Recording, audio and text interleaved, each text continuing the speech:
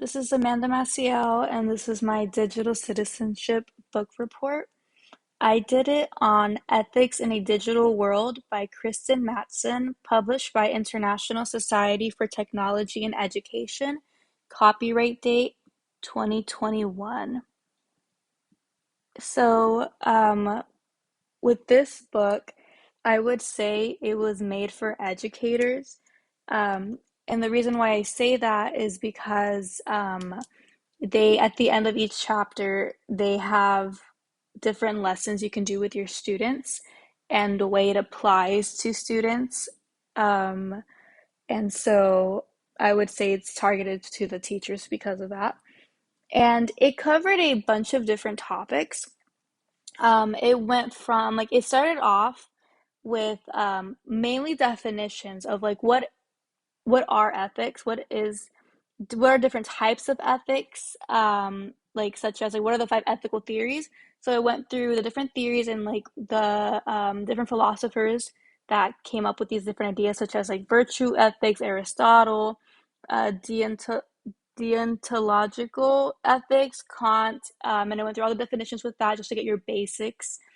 And after that, with each chapter, it would have a topic and it would build the background knowledge. So it would give you all the definitions you need and all the context that you need regarding this topic, such as regulating the internet. And then it would go through the different arguments. So there'd be different claims, and it would go through a bunch of different sides. For example, so claim number one, government should regulate disinformation online. And it would go through the opinions and why people believe that. And then it would go through the research, what the research says based on that. And then it would apply real life information. So it gives you like real life examples.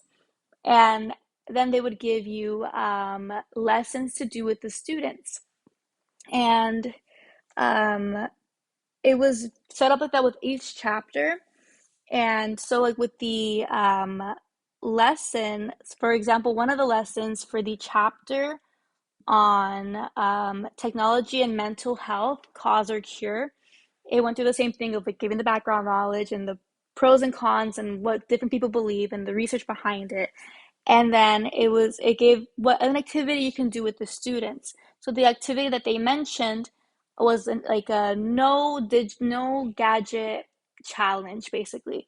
And so one of the challenges would be, oh, don't take any photos on your phone this whole week. Instead, create memories with your eyes and try to remember your memories that way instead of rely on your phone for everything.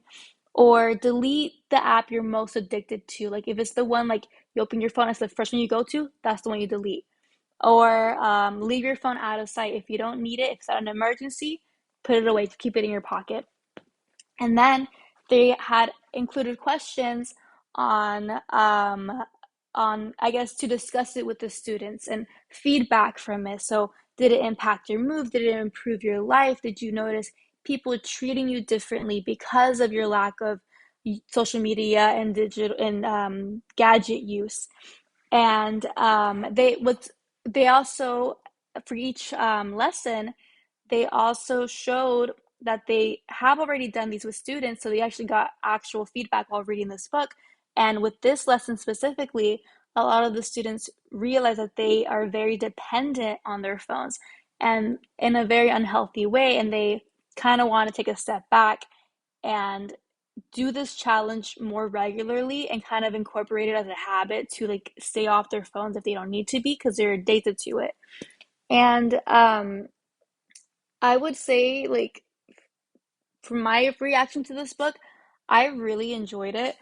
And I really wasn't expecting that, I will be honest. I thought it was going to read very much like a textbook and that it was going to take a lot for me to really understand it or really get into it. But the way they broke it down, it was just very easy to consume. Um, I think a lot of educators can benefit from this text because I think the organized way they set it up, the way that they had, the background information, the context, and the fact that it was set up that way for each chapter, that they were all set up that way with the background text and context. with the different claims. And I like that they incorporated different viewpoints. So let me find an example. Okay, whenever it came to the chapter about privacy in the digital age, there was different claims, there's different opinions on these, such as big data does not infringe on personal privacy and can benefit society. And it gives all the opinions and it gives the research and the real life news. And then another claim being, the complete opposite of that, being big data can lead to an erosion of personal privacy and civil liberties. And it gives the same thing. It gives you the why people have those opinions, and but here's the research behind it. And the thing is, they showed the pros and cons for each claim. So they never once claimed one opinion is more right than the other. It'll show research of like, I don't know, it was just very like non-biased, and it made me look at things differently because I wasn't, because a lot of these things I'm like, I go back and forth on like what I think of it, and seeing the research for both, it was just really eye-opening.